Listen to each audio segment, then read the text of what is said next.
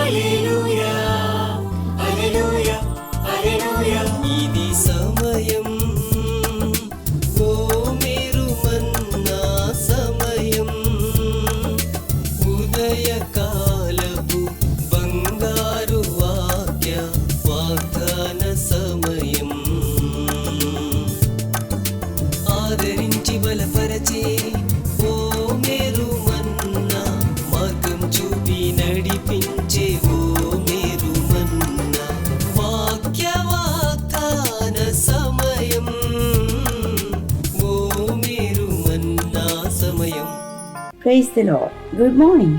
ఓ మీరు మన్నా, ఈరోజు బంగారు వాక్య వాగ్దానానికి స్వాగతం. బాగున్నారు కదా ప్రియులారా? అవును, పరిశుద్ధుడైన దేవుడు మనలందరినీ కూడా సురక్షితంగా ఉంచిన కారణం చేత సజీవుల లెక్కలో మనం ఉన్నాం కదా. ఈ దినం ప్రభు మనకిస్తున్న వాగ్దానాన్ని మనం స్వీకరించి ఆశీర్వదించబడదాం. ఇతరులు కూడా ఆశీర్వదించబడేటట్లుగా మనమే కారణం కావాలని చెప్పి తెలియచేస్తున్నాను. రండి ప్రియులారా, దానియేలు గ్రంథం 3వ అధ్యాయం 28వ వచనంలో ఈ రీతిగా వ్రాయబడింది. తమ దేవునికి కాక ఏ దేవునికి నమస్కరింపక రాజు యొక్క ఆజ్ఞను వ్యర్థపరిచిరి. Daniel 3:28. They are trusted in him and defeat the king's command and were willing to give up their lives rather than serve or woe. దేవునికి మహిమ కలుగును గాక. ప్రియులరా, ఇక్కడ మనం చూస్తూ ఉన్నాము, రాజైన నెబుకద్నెజరు చెబుతున్న మాటలుగా ఇవి కనబడతా ఉన్నాయి. ఆయన ఏమంటున్నాడు? ఒక రాజు అంటున్నాడు, తమ దేవునికి కాక ఏ దేవునికి నమస్కరింపక రాజు యొక్క ఆజ్ఞను వీరు వ్యర్థపరిచారు అంటా ఉన్నాడు. కారణం ఏమిటో మనకు అందరికీ తెలుసండి. రాజైన నెబుకద్నెజరు తాను పెట్టించిన ఆ విగ్రహానికి మరి అందరూ కూడా, ఆ రాజ్యంలో ఉన్న ప్రజలందరూ కూడా నమస్కరించాలని చెప్పేసి ఒక శాసనం చేశాడు. మరి ఆ శాసనాన్ని నిజ దేవుని ఎరిగిన షడ్రక్ మేషక్ అబేద్నెగోలు మరి దానిని ఒప్పుకోలేదు. ప్రియ దేవుని బిడ్డలారా, మరి ఇలాంటి సమయంలో మరి వీరు దేవుని సన్నిధిలో ఉండి నమ్మకంగా ఉన్న కారణం చేత మరి ఎవరైతే ఈ శాసనం చేస్తారో వారికి పట్టబడ్డారు. అయినప్పటికీ కూడా మరి దేవునిని, నిజ దేవునిని ఆరాధించడానికి, నిజ దేవుని పాదాల చెంత ఉండడానికి వారు ఏమాత్రము వెనకంజ వేయలేదు. వ్యర్థమైన వాటిని పూజించడానికి వారు ఇష్టపడలేదు పిల్లరా. అందుకు రాజు యొక్క ఆజ్ఞను కూడా తిరస్కరించారు అని చెప్పేసి వాక్యంలో మనం చూస్తున్నాం. మనము చాలాసార్లు లోకంలో రాజీ పడిపోతూ ఉంటాం. అవును, రాజును గౌరవించాలి కదా, మనుషులందరూ దేవుడు అంటున్నాడు కదా, మరి అధికారులకు లోబడి ఉండమంటున్నాడు కాబట్టి మరి రాజాజ్ఞను గౌరవించాలి కాబట్టి మనం యాజ్ యూజువల్ వెళ్ళిపోదాంలే అని అనుకుంటే ఇక్కడ పొరపాటు జరిగినట్లే. ఎందుకంటే పిల్లరా, రాజాది రాజైన మన ప్రభుల ప్రభు అయిన యేసేను తప్ప వేరొక దేవుని ఆరాధించకూడదు, ప్రస్తుతించకూడదు, గణపరచకూడదు. పిల్లరా, వేటికి నమస్కరించకూడదు, వేటిని మీ దేవునిగా చేసుకోకూడదు. మీ చేతులతో చేసుకున్న విగ్రహాలను కానీ, పిల్లల చెట్టుని పుట్టను ఆరాధించడం కానీ వేటిని కూడా నీవు మరి దేవునిగా చేసుకోకూడదని పరిశుద్ధ లేఖనం ఖచ్చితంగా తెలియచేస్తుంది. నేను తప్ప వేరొక దేవుడు మీకు ఉండకూడదని చెప్పి, అందుకోసము దేవుని విషయంలో తప్ప మరి ఏ విషయంలోనైనా మనము రాజు ఆజ్ఞకు తప్పకుండా లోబడాలండి. కానీ ఇక్కడ మనం చూస్తూ ఉంటే రాజే దేవునిగా చేసుకోవాల్సిన అవసరం లేదు.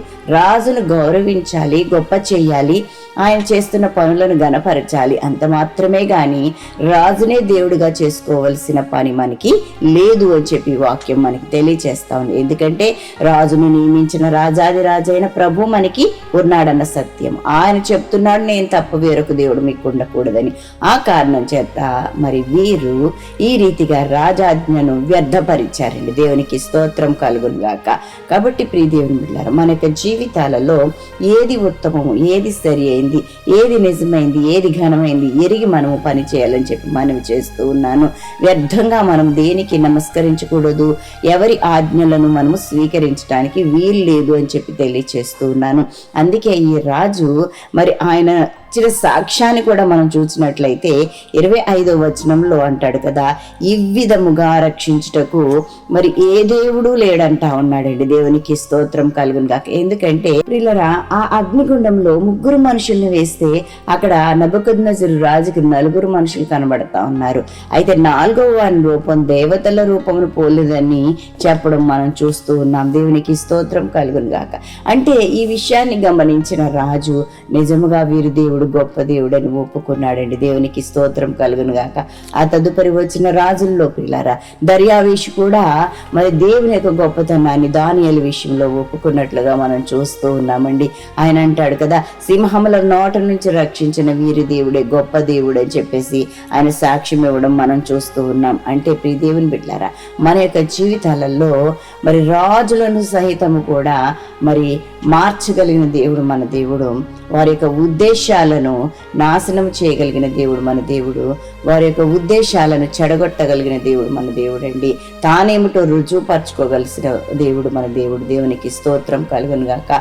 కాబట్టి ఈ జీవితాలలో మనం చూస్తూ ఉంటే దేన్ని పడితే దాన్ని పూజించటము, ఏది పడితే దానిని దేవుడిగా చేసుకోవడము, లేకపోతే పిల్లరా వారు చేస్తున్నారు కదా అని మనము చేయటము, ఇలాంటిది కూడదు అని చెప్పి మనవి చేస్తూ ఉన్నాను.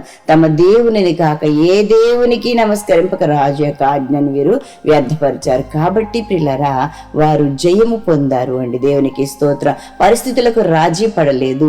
మేము ఏమైనా పర్వాలేదు కానీ మా దేవుని ఏకైక దేవుని మాత్రమే మేము పూజిస్తాము, ఆయనకు మాత్రమే నమస్కరిస్తాము అన్నారు. అంత మాత్రమే కాదు, రక్షించడానికి సమర్థుడైన దేవుని మీద అని పెట్టుకున్నాడు దానియేలు. ఈ రీతిగా ప్రియులారా విశ్వాసులైన వారు లేకపోతే దైవజనులైన వారు పరిశుద్ధ లేఖనాల్లో మనం చూస్తూ ఉన్నప్పుడు ఎందరెందరో జీవితాలు మనకి ఆదర్శమై ఉంటున్నాయి. కాబట్టి వెనుకకు జారిపోవద్దు, తప్పిపోవద్దు ప్రియులారా. మరి మాత్రం రాజీ పడొద్దు అని చెప్పి మనం చేస్తున్నాను.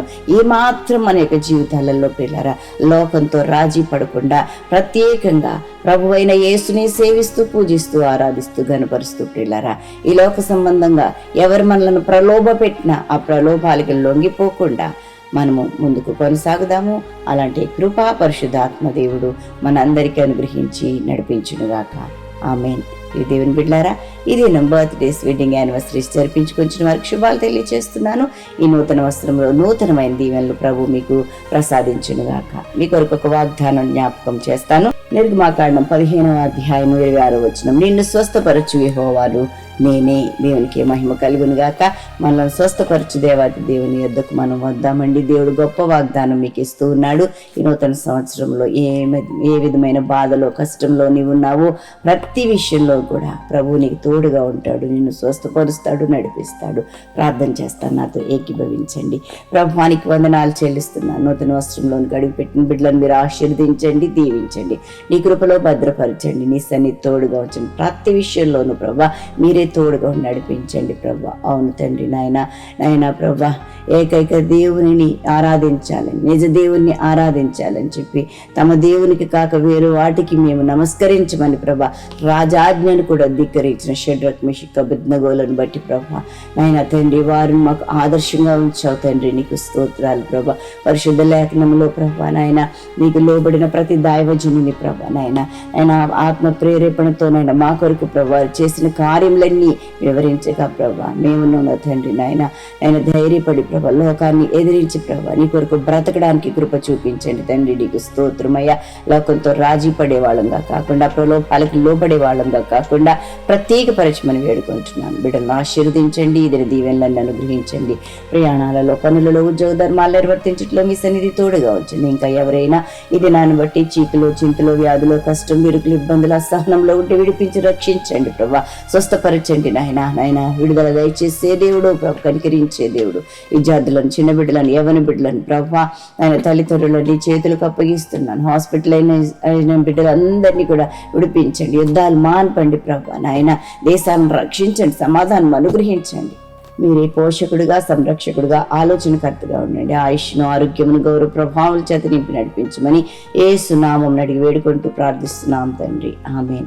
మన తండ్రిని దేవుని ప్రేమ, కుమారుడైన యేసుక్రీస్తు కృప, పరిశుద్ధాత్మ దేవదేవుని అన్యోన్య సహవాసము బిడ్డలెల్లరికూ సదా తోడై ఉండునుగాక.